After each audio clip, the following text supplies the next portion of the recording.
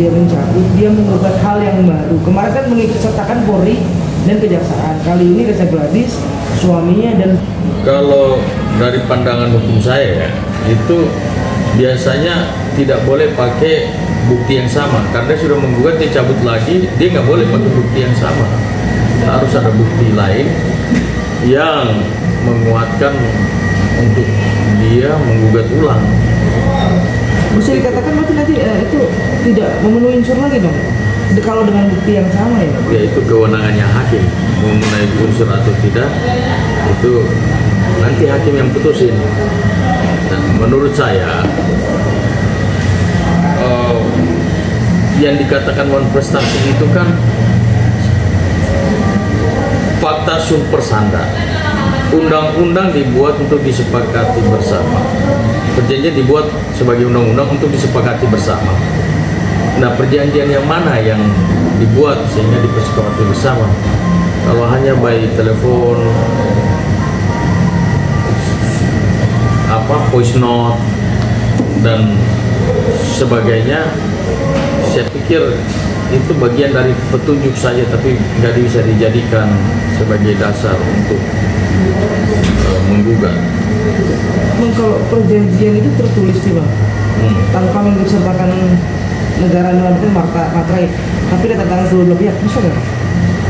Nah, itu bisa saja dipakai sebagai, kalau misalnya tidak pakai materai, ya. Tetapi kembali lagi, kalau kita kembali ke undang-undang, segala sesuatu perjanjian itu dianggap sah kalau ada materai 10.000. Karena itu aturan kan. Berarti kalau dia mau membuka apapun segala macam tanpa mengikutsertakan negara itu, iya, nanti itu hakim yang putusin lah. Kita udah tahu jawabnya, cuma nanti hakim yang putusin lah. Karena saya bukan hakim, ini kan sudah masuk ranah pengadilan soalnya. Oke, Pak, kalau dengan angka 114 miliar ini value ini unvalue dalam artian bebas-bebas saja sih berhak sih orang 114, kemarin 4 miliar kan 14. Itu terlalu mengada-ngada, bagi saya itu mengada-ngada. Jadi kita itu menuntut sesuatu itu yang masuk akal, masuk logika manusia. Tapi kalau sudah lebay, itu paling diketawain sama hakimnya. Nah, seperti itu. Bang, tapi kan dalam prestasi gugatan Niki kali ini tidak diikutsertakan Kejaksaan dan Kepolisian, hanya Dr. Reza dan Dr. Mufid. Sebelumnya kan instansi Kejaksaan dan Kepolisian juga diikutsertakan.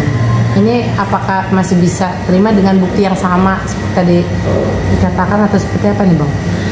Itu tadi yang saya sampaikan, bahwa sepengetahuan saya seperti itu. Kalau kita sudah melakukan sesuatu buatan dan kemudian kita cabut, kita harus ada bukti baru lagi yang menguatkan. Bisa dipakai bukti yang sama, tapi ada bukti yang mendukung, bukti pendukung untuk menguatkan bukti-bukti yang sudah ada. Saya kira itu. Berarti dalamnya sudah novum baru ya bang istilahnya ya? Iya, ada bukti baru lagi. Walaupun yang digugat berbeda. Iya, walaupun digugat berbeda. Oke, Bang. Tapi kan saya dibilang seperti ini kan kasus pidananya masih berjalan. Tapi di tengah kasus pidana berjalan ini tiba-tiba masuk kasus perdata, dan banyak yang mengatakan alangkah baiknya kalau pidananya ini sampai ingkrah dulu. Betul. Baru perdatanya bisa dilaporkan. Atau bagaimana kalau posisi seperti ini, Bang? Iya, begitupun sebaliknya. Kalau kasus perdata sedang berjalan, pidananya pasti di hold dulu sampai ada keputusan tetap ya dari pengadilan. Nah, ini kasus pidana sedang berjalan, harus perdatanya berhenti dulu, jangan dilanjutkan. Jadi saya kira itu harusnya pidana ini harus tuntas dulu, baru mereka masuk gugat perdata. Tapi jadwal sidang sendiri sudah keluar nih Bang. Kalau dengan posisi seperti ini, langkah Niki menurut Abang tuh bagaimana? Apakah kemungkinan bisa menang atau bagaimana nih? Kembali lagi itu keputusan hakim. Nanti hakim yang menentukan menang atau tidaknya. Tetapi menurut hemat saya sangat tipis untuk dikabulkan. Kenapa nih Bang? Ya karena bicara hukum ini cuma dua, bukti dan saksi. Kalau bukti saksi nggak kuat, gimana mau dikabulkan? Begitu. Bang, kontestasi itu ketika seseorang menggugat kontestasi itu kan karena memang adanya ingkar ya Bang dalam sebuah perjanjian tersebut. Tapi kalau dikembangkan kenapa dengan nilai, alasannya kan kenapa nilai 114 miliar? Karena Niki sudah merasa waktunya habis di penjara, tidak bisa bekerja dan segala macamnya Bang. Itu akumulasi dari angka tersebut. Gimana Bang? Ya, itu menurut pandangan mereka ya. Ya namanya wan prestasi itu kan namanya cedera janji, tingkat janji. Nah, dengan adanya Nikita di dalam penjara, mungkin itu yang mereka hitung per hari, mungkin penghasilan Niki bisa mencapai miliaran rupiah, sehingga dihitung-hitung diakumulasikan menjadi 100 miliar lebih. Itu sah-sah saja, tapi kan harus ada pembuktiannya. Tapi Bang, mungkin di kasus Niki ini kan sudah cukup berlarut ya Bang.